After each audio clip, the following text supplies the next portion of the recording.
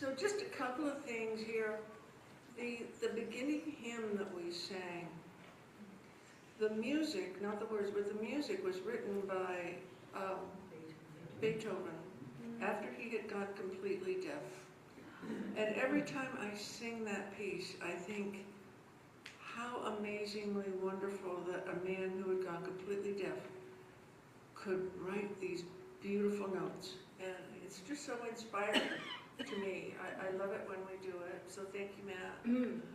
The other thing is I have to admit that this is what your sermon looks like when you've run out of printer ink. Luckily, I only had to print out 2.5 pages, so it's not too bad. And you and me asked, don't you have extra printer ink? Well, yes, I did, but it was the wrong one. So, Deo Provido. I had a pen, I had paper. The title of my talk today is Feed My Sheep. In the Bible's Gospel of John, Jesus tells his disciple Simon Peter, feed my sheep. Simon Peter was a prominent figure in the early days of Christianity and one of the first disciples called to this ministry. He was a fisherman on the Lake of Galilee. His original name was Simon. And almost from the beginning, Jesus called him Petros, or Peter, meaning rock. And Peter truly was one of the rocks in the foundation of the early church. He was deeply devoted, he was outspoken, he was impulsive. And sometimes I think that Jesus had a sense of humor because he was also stubborn, and so the nickname Rock may have applied to his hard-headedness. No?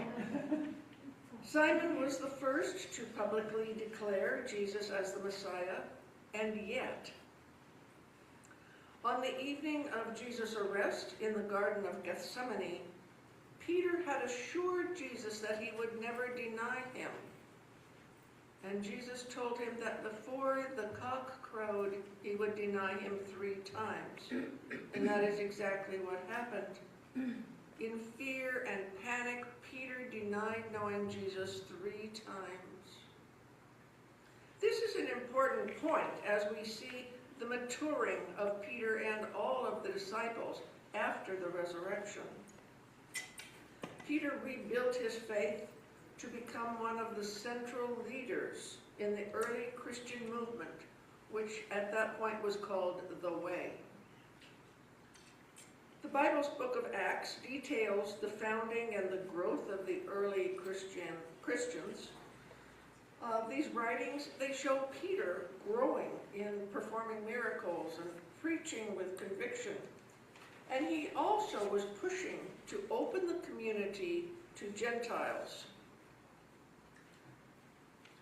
Now, this didn't set too well with some people, but he didn't care. So, feed my sheep. Wait for it, I'm getting there. Let me set the stage. After the resurrection and before his ascension, Jesus appeared to the disciples 3 separate times. So we have a 40-day period here between the resurrection and the ascension. And the common, maybe, misbelief is that Jesus walked and taught the disciples for those 40 days. Well, that's not what happened. It is written that he appeared 3 separate times to the disciples. And one of those times, the disciples were out in the boat on the Sea of Galilee fishing, and when they brought their boat in, they saw on the shore Jesus was standing there with fish cooking and bread laid out. Now, see, here's the thing here. They were confused. After all, they saw this man crucified. They saw the resurrection. And now he's standing here, and he's got fish, and he's got bread, and he invites them to break their fast. I imagine that they wanted to say, what in the heck is happening here? Who are you? What do you want of us? No? But they didn't, or at least it's not written that they asked. So they did. They break their fast. And then comes a very important teaching moment. Jesus said to Simon Peter, "Simon, son of Jonah, do you love me more than these things?" And Peter replied, "Yes, Lord, you know I love you." And Jesus said, "Feed my lambs." Jesus said to Peter a second time, "Simon, son of Jonah, do you love me?" And Peter replied, "Yes, Lord, you know I love you." And Jesus said, "Feed my sheep." A third time Jesus said to Peter, "Simon, son of Jonah, do you love me?" And this question pained Peter. It pained him because he really did not want to be asked if he loved Jesus. He said, "My Lord, you understand well everything. You know that I love you." And for the third time, Jesus said, "Feed my sheep." Let's look at that passage in the context. The disciples had watched Jesus be arrested, tried, crucified, resurrected. They had heard the crowd deny his release. They had heard the crowd cry for his crucifixion. I imagine they were plenty angry. And yet, mixed in with this anger, I imagine there's a lot of guilt. Because they too had denied him and fled in fear. Yes, they were almost certainly angry. Angry with the Jewish elders, angry with the Romans, angry with the population at hand, but also with themselves. And then Jesus shows up at the seashore, inviting them to share a meal, and asks if they love him, which grieved Peter, and I'm sure it grieved the other disciples who were there. "My Lord, you understand everything. You know that I love you." And 3 times Jesus says, "Feed my sheep." I imagine Peter sitting there in frustration thinking, "Feed your sheep? For God's sake, these so-called innocent sheep killed you. They tortured you. They hung you up to die on a cross, a most humiliating and painful death, and you want us to feed them? You want us to care for them?"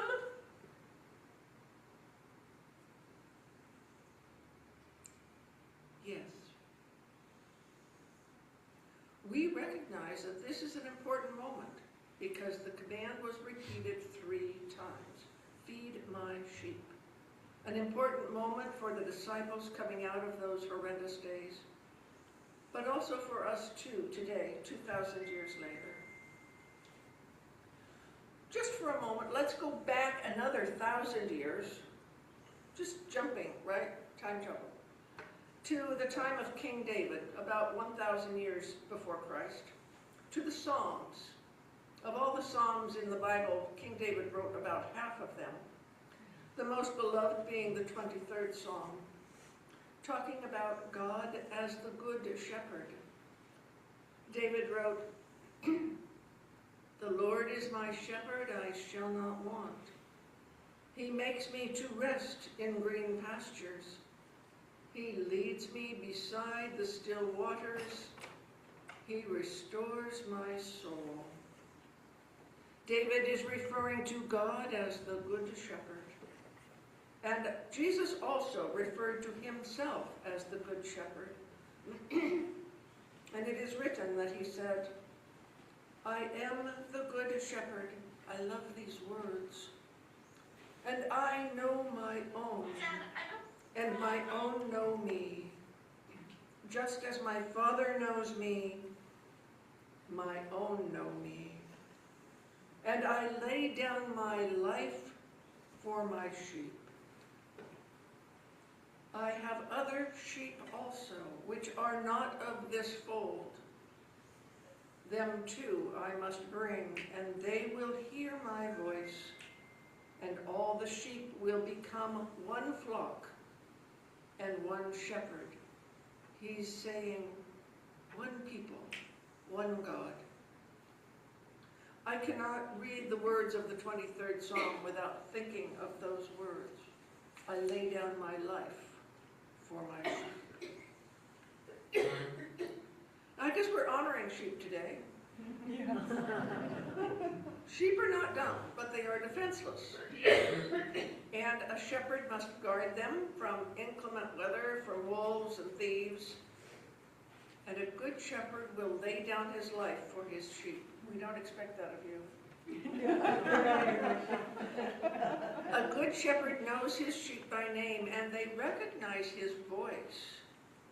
This is a deep and personal connection, and he will guard and watch over even those who do not follow or believe in him. I am the good shepherd. And as a good shepherd, Jesus instructs the disciples to feed his sheep. Just as today, we are also called to do the same. I've got a frog in my throat, excuse me.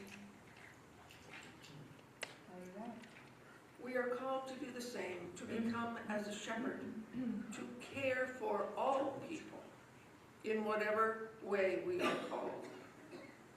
Jesus is saying, if you love me, show it by caring for the people I love, which are all people. I know that we recognize those words. We take them to heart and we live by them.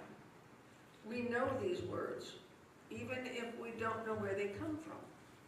But I love a good backstory because it helps me understand more of the context. So feed my sheep looks like many things, doesn't it? It could be a bottle of cool water on a hot summer day. It could be a smile at a door held open. It could be a warm embrace. It could be preparing a meal for one who is hungry. It could be sharing an inspirational story. It could also look like forgiveness for self, for others. We know these instructions and we take them to heart. And this reminds me of a story. That's a problem with being this age. Everything reminds me of a story. You're only 21. This is about a woman by the name of Mrs. Alvarez. Every morning after her shift at a local bakery, she would sit on an old wooden bench on Willow Street with a paper bag of day-old rolls. She was not wealthy and she was not young, but she had a way of noticing people, especially those who were lost. And one chilly winter morning, she saw a teenager with his hoodie pulled up around his ears, over his head, sitting on the curb near her. He looked like he was trying to disappear.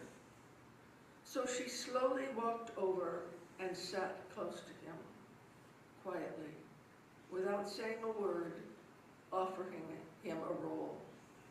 He hesitated just for a moment and then accepted the bread. The next day, she was sitting again on her bench, and the boy showed up again, and she offered him 2 rolls.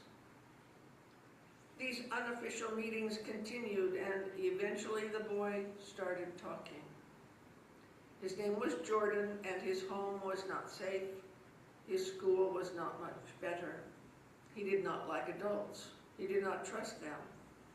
But he grew to trust Mrs. Alvarez because she showed up every morning with bread and a listening ear. Months passed, and one day, Jordan brought another half-grown child who needed a safe place to breathe and sit. Then one day, he brought another. Soon that bench became a tiny sanctuary for those seeking safety and someone to listen. Eventually, others in the neighborhood began to contribute in little ways. One person donated a pair of warm socks. One person brought fruit. A retired teacher offered tutoring. What began as one person sitting on a bench with day-old pastries became a quiet movement of care. Years later, Jordan would return to that bench with a bag of fresh bread. He would sit, waiting for whoever might need a place to land and a place where someone was willing to listen. When asked why he did this, he said, I love this, he said, because someone once fed me when I didn't even know I was hungry. Mrs. Alvarez simply lived the command to feed my sheep. One roll, one conversation, one act of love at a time.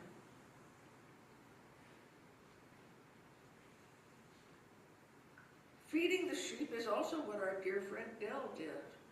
I don't think I need to elaborate on that because there was always plenty of water, cracker, cookies, you name it.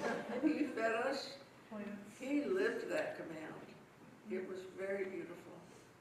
Okay, but let's go back for a minute to Peter because I find his life after the resurrection compelling.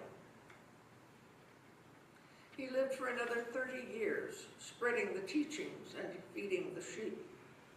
He became one of the main leaders of the Christian movement of the time, performed miracles, and taught throughout the Mediterranean region. During those 30 years, he was imprisoned and freed many times when his words angered whoever was in charge. One of his important teachings was on the ancient Hebrew laws concerning what was clean and unclean. Now it's important to remember here, right? We're going to time travel again back 1,400 years to the time of Moses. So Moses wrote down all of these laws that he got from God, including what was clean and what was unclean. And if you're all interested in reading them, they're in the book of Leviticus, but don't bother because it's ridiculous. Nowadays we look at it because we're talking about rabbits, right? Pigs, shellfish, birds, eggs, skin diseases like leprosy, menstrual blood. What does that mean for women? Okay, never mind. I'll get back to here.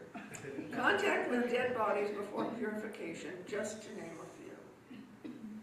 Peter changed this understanding when he had a vision.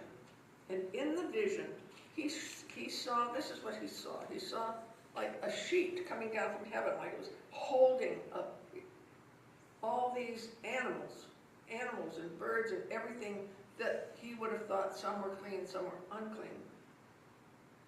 And he heard God's voice tell him, "Rise up, Peter, kill and eat." And Peter said, No, I've never eaten anything that's unclean. To which God told him, "What God has made clean, do not call unclean." And he repeats it 3 times. What God has made clean, do not call unclean. Another important act of Peter's that was crucial to the shaping of the early Christian community was his acceptance of Gentile believers into the way without requiring them to be Jews. So in other words, what a lot of people believed was if you weren't a Jew, you could not convert to being a follower of Christ Jesus without first becoming a Jew.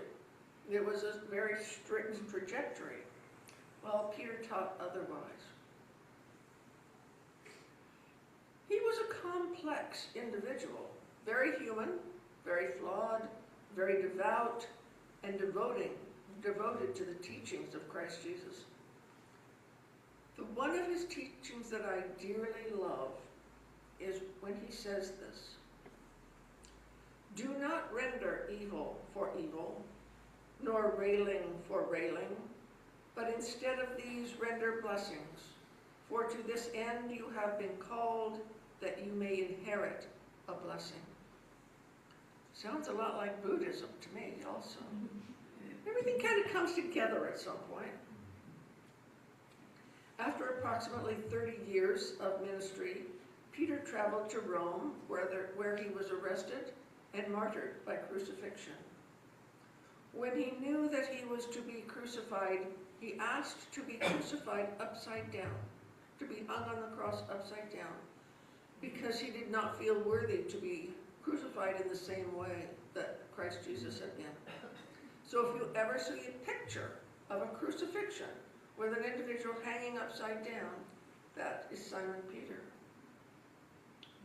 Peter's story is that of failure turned to faithfulness, cowardice turned to courage, denial transformed into devotion, culminating in a life fully given over to the message of Christ Jesus, that of hope, transformation, reconciliation, love, and forgiveness.